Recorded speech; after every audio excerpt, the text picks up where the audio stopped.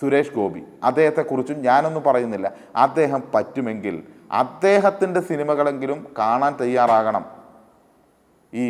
അദ്ദേഹം ഗുരു സിനിമ ഒന്ന് സുരേഷ് ഗോപി കണ്ടിരുന്നെങ്കിൽ കുറച്ച് രക്ഷപ്പെടാൻ സാധ്യതയുണ്ടായിരുന്നു. ഇപ്പോൾ ആ അന്ധരാജാവിൻ്റെ അതേ അവസ്ഥയിലാണ് കേരളത്തിൽ പ്രവർത്തിച്ചു കൊണ്ടിരിക്കുന്നത് എന്ന് നമുക്ക് കാണാൻ വേണ്ടി കഴിയും. അതുകൊണ്ട് ഇവിടെ നാം കാണേണ്ടത് ഇങ്ങനെ എല്ലാ നിലയിലും തങ്ങളുടെ പിടിവള്ളി പോയിരിക്കുന്നു എന്നുള്ളതാണ് ബി ജെ പിയുടെ പ്രശ്നം. ഇത് ബി ജെ പിയുടെ മാത്രം പ്രശ്നമായി ഞാനൊട്ട് കരുതുന്നുമില്ല. കാരണം ഇത് കേരളത്തിലെ വലതുപക്ഷ രാഷ്ട്രീയത്തിൻ്റെ ആകെ പ്രശ്നമാണ്. ഇന്ന് നമ്മൾ ചർച്ചയ്ക്കെടുത്തത് ബി ജെ പി ആയതുകൊണ്ട് ഞാൻ ഈ വശം പറഞ്ഞു എന്ന് മാത്രം. അപ്പുറത്ത് ഇതിലും ദയനീയമായ അവസ്ഥയിൽ കോൺഗ്രസ് നിൽക്കുകയാണ്. 5 പേരാണ് 10 വർഷത്തിനിടയിൽ ഒരു ജില്ലയിൽ മാത്രം കോൺഗ്രസ് കാരണം ആത്മഹത്യ ചെയ്തത്. അതിലൊരാൾ മകനെ കൊന്നുകൊണ്ട് ആത്മഹത്യ ചെയ്യേണ്ട ഗതികേടിലേക്ക് വന്നു. അത് നമ്മൾ കണ്ടതാണ്.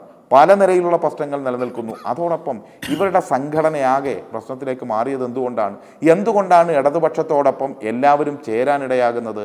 ഇവിടെ വികസന കാര്യങ്ങൾ കൃത്യമായി മുന്നോട്ട് പോകുന്നു. ഈ നാട്ടിലെ ജാതി മത വേർതിരിവുകളൊന്നുമില്ലാതെ ജനങ്ങളുടെ ക്ഷേമകാര്യങ്ങൾ മുന്നോട്ട് പോകുന്നു. അതോടൊപ്പം കരുതലോടെ ഒരു ഗവൺമെൻറ് ഒരു ജനതയാകെ ചേർത്ത് പിടിക്കുന്നു. ഇതെല്ലാവരും കാണുന്നതല്ലേ? അവരുടെ ജീവിത സാക്ഷ്യമല്ലേ? താരതമ്യം ചെയ്യാൻ വേണ്ടി കഴിയുമല്ലോ. കേന്ദ്ര ഗവൺമെൻറ് സമീപനം എന്ത് താരതമ്യം ചെയ്യാമല്ലോ.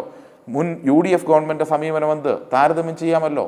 ഇന്ത്യയിൽ ലോകത്ത് ഏറ്റവും കൂടുതൽ പട്ടിണിയുള്ള രാജ്യമാണെന്ന് ഐക്യരാഷ്ട്രസഭ പറയുമ്പോൾ ഒരു ഇന്ത്യൻ സംസ്ഥാനത്തിൻ്റെ മുഖ്യമന്ത്രി പറയുകയാണ്, ഞങ്ങളുടെ കേരള പിറവി നവംബർ 1-ാം തീയതി അതിദരിദ്രരാരുമില്ലാത്ത സംസ്ഥാനമായി ഈ കേരളം മാറുമെന്ന് ആർക്ക് പറയാൻ പറ്റും? ഇന്ത്യയിൽ ഏതെങ്കിലും ഒരു മുഖ്യമന്ത്രിക്ക് പറയാൻ വേണ്ടി പറ്റുമോ?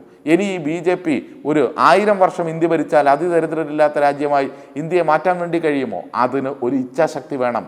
പാവപ്പെട്ടവരെ ചേർത്ത് പിടിക്കാൻ, അവൻ വീണ്ടും ജീവിതത്തിൻ്റെ പടുകുഴിയിലേക്ക് വീണു പോകാതിരിക്കാൻ, ജീവിത സൗഭാഗ്യത്തിലേക്ക് എല്ലാവരെയും ഒരേ കണ്ണോടുകൂടി ഉയർത്തിയെടുക്കാനും ഒരു നാടിനെ ലോകവീക്ഷണത്തോടു കൂടി നയിക്കാനും കഴിയണം. അതാണ് നവകേരളം ലക്ഷ്യം വെച്ച് ഇടതുപക്ഷം ഒരു 3-ാം ഗവൺമെൻറ്റിലേക്ക് പോകുന്നത്.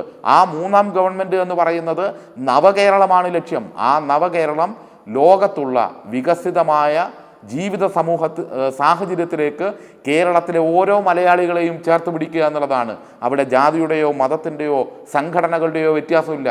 അതുകൊണ്ട് എല്ലാ സംഘടനകൾ, എല്ലാ വിഭാഗത്തിൽപ്പെട്ടവർ, സാധാരണ മനുഷ്യർ, എല്ലാ താല്പര്യവുമുള്ളവർ അവരെല്ലാം ഇടതുപക്ഷത്തോടൊപ്പം നിൽക്കുമ്പോൾ വലതുപക്ഷമാകെ ശിഥിലമാകുന്നു. അവർ വല്ലാതെ അസഹിഷ്ണുത പ്രകടിപ്പിക്കുന്നു. ഇതാണിപ്പോൾ കേരളത്തിൽ കണ്ടുകൊണ്ടിരിക്കുന്നത്. നീറിപ്പുകഞ്ഞ BJP നിൽക്കുന്നു എന്ന് പറയുമ്പോൾ ഇവിടെ കോൺഗ്രസ് പാർട്ടി പ്രധാന പ്രതിപക്ഷം എങ്ങനെയാണ് ഈ കാര്യങ്ങളിൽ ഒറ്റപ്പെട്ട് നിൽക്കുന്നത് എന്നുകൂടി നമ്മൾ പറയേണ്ടി വന്നിരിക്കുന്നു.